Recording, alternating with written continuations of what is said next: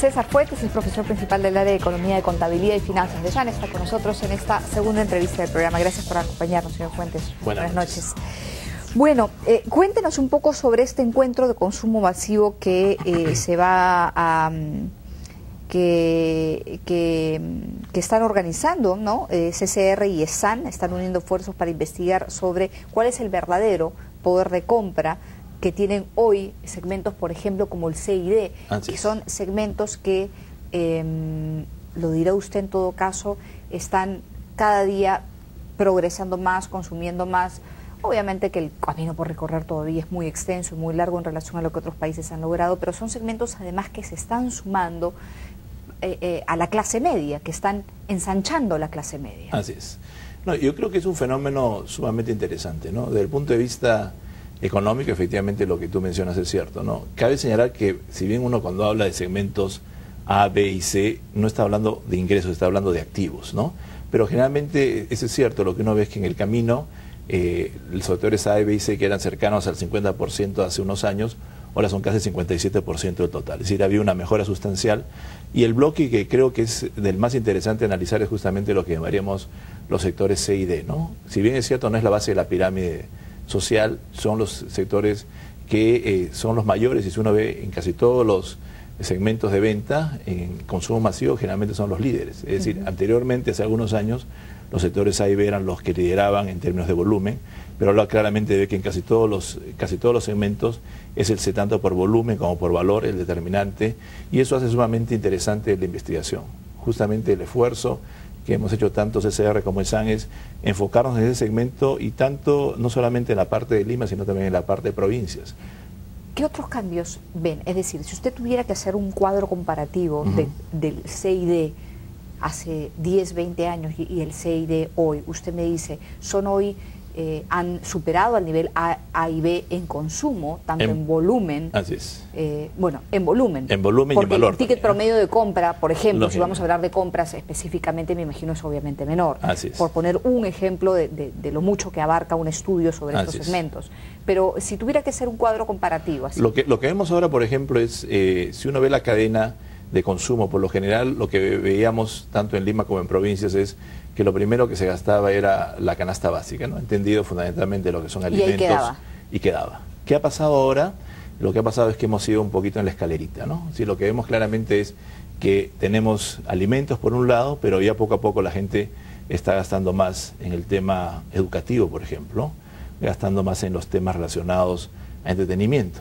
Yo creo que, por ejemplo, si uno ve el boom gastronómico en el Perú, no solamente tiene una implicancia en el sector A y B con todo el boom que ha significado, sino también en sectores que llamaríamos sectores C y D, también hay un incremento sustancial, por ejemplo, poco a poco, en lo que llamaríamos entretenimiento en general. Entonces hay un tema interesante, que son sectores que de una u otra manera no estaban en el radar de gran parte de la gente que ve retail, y claramente ahora son protagonistas, ¿no? Entonces lo interesante es que es un sector que nosotros pensamos que es el que va a determinar las grandes pautas de consumo en los próximos años. Y ellos no solamente empiezan a ocupar una porción más importante de la pirámide, sino que además ascienden en esa pirámide. Así es, así es. Y justamente este ascenso tiene una cosa interesante, ¿no? Si uno ve los resultados económicos del Perú en los últimos 10 años, puede ver que el Perú ha crecido en promedio en los últimos 10 años más que todos los países de la región.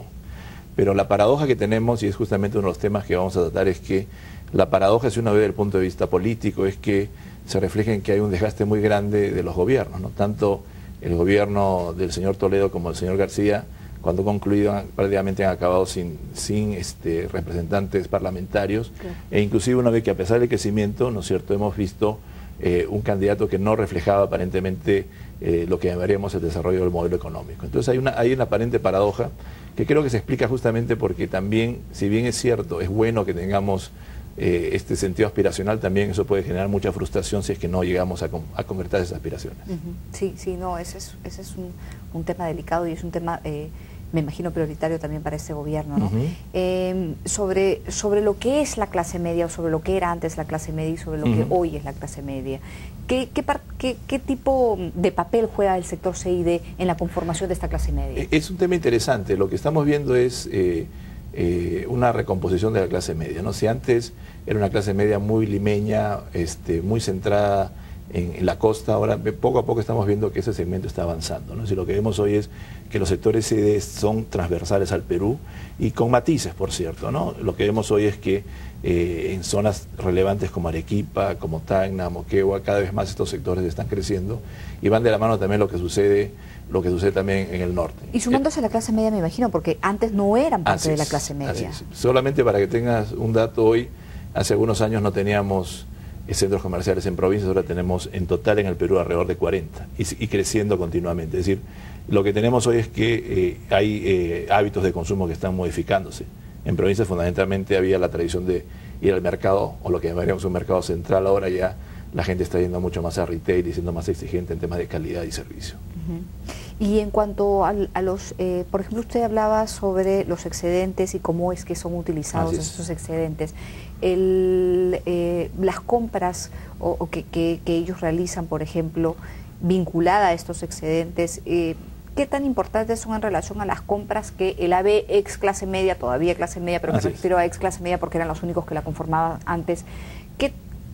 ¿Cómo los podemos comparar? Es decir, fundamentalmente lo que vemos es que hay una postergación del consumo. Entonces, lo que nosotros comúnmente llamaríamos ahorro, técnicamente los economistas ahorro, es lo que existe mucho en los sectores C y D, es que se ahorra, esa es la palabra que se usa, el excedente, pero lo que hacen fundamentalmente es postergar consumo. El típico caso, por ejemplo, es si quiero comprar una laptop, si quiero comprar un bien, voy ahorrando en el camino y como lamentablemente muchos sectores todavía no tienen acceso al crédito, van acumulando y hay diferentes mecanismos, ¿no? De las clásicas juntas, que son generalmente de grupos femeninos, hasta y depende de cada sector, ¿no? Lógicamente los sectores C1, que serían los más pudientes dentro de este nicho, tienen probablemente un poquito más de ahorro y más acceso, mientras que los sectores D probablemente tienen que recurrir pues a la familia o a los amigos. César, muy amable. ¿Cuándo es que se da este sexto encuentro? Lo tenemos masivo? Este miércoles, arranca a las 8 y vamos a tener 4 conferencias magistrales, así que creo que todo el mundo está cordialmente invitado.